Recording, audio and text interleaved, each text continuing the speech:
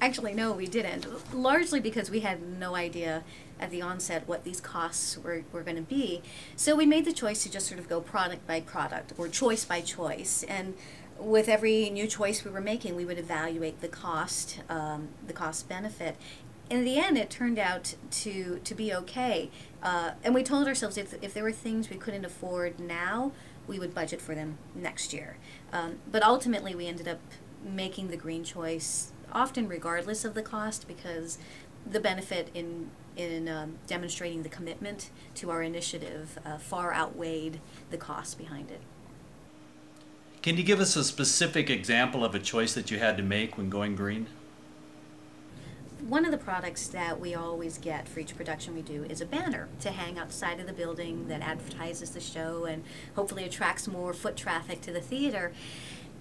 But we realized that the traditional banner that we had been using, the vinyl banner, is well, it's petroleum based. It's highly damaging to the environment to use, and it takes like thousands of years before it degrades into the environment. So we were looking for a different solution, and our graphic designer researched a number of different print companies around San Diego, and eventually found a local company that does create a banner on a material they called eco-satin using water-based inks. So we used that for Cowboy versus Samurai.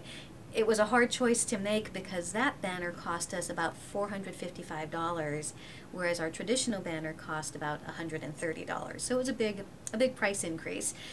And at the board level, we talked about it and ultimately decided to go with it for a couple reasons. One was we wanted to demonstrate this commitment to the greening initiative, and then also the hope that as we talk more about it, more and more print companies will make it easier to print on green materials, print banners on green materials, and that will drive the costs down. And lo and behold, it did. A few months later, when we were producing Permanent Collection, again, we researched local companies that are making banners, found a different company that also creates an environmentally friendly banner, and their cost was $250. So the price went down just about 50%. That's a good thing. Who else did you look to for help in going green? At olelo, we were really lucky to meet David Weiner, our scenic designer, because he's made it a passion in his own life to make greener choices, and he's very committed to this. And the decisions he's made, I wouldn't have known to go down that path, but he does. So surround yourself with people far smarter than you. David, can you give us some background on your green experience and how you and Seema started working together?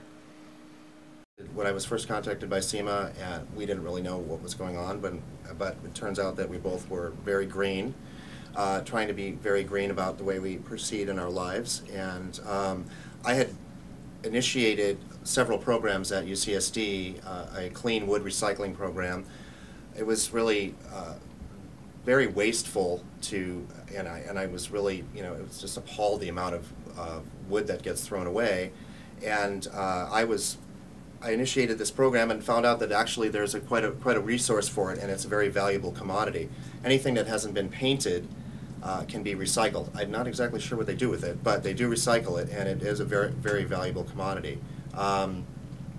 We also found out that we can recycle styrofoam. We use a lot of foam moldings in our sets for the very reason that wood is expensive and heavy, and the moldings can be made into whatever profile is the designer would like them.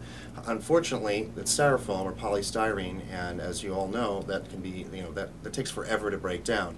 However, we found out that we can recycle it, so when we buy it, we take back styrofoam with us, and then they take it and recycle it. It's pretty amazing. The university itself is pretty green. We don't wash any paint or any paint products down the storm drains at all. We are all paint brushes and rollers and such are all washed, and the water is then taken and processed as hazardous material. We use a lot of steel now in the work that we do, and steel is a very valuable commodity to be recycled. It can be recycled in almost any state.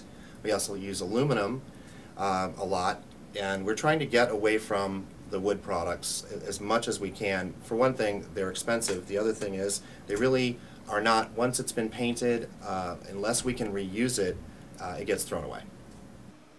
David, can you explain how you implemented your green strategies into Cowboy versus Samurai?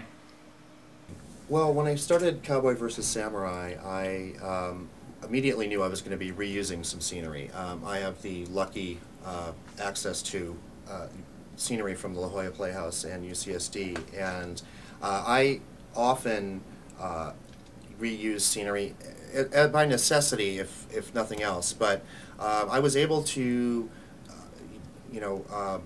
design that production and either reuse or recycle almost everything that I used in that entire production.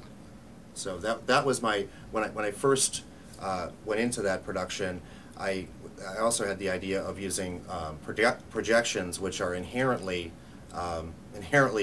green because they're just light. The only real struggle was with the projection material, which I did save and hope to reuse again. I built the projection screens out of recycled, well, actually scrap steel, and then recycled the steel afterwards, and all the scenery was reused.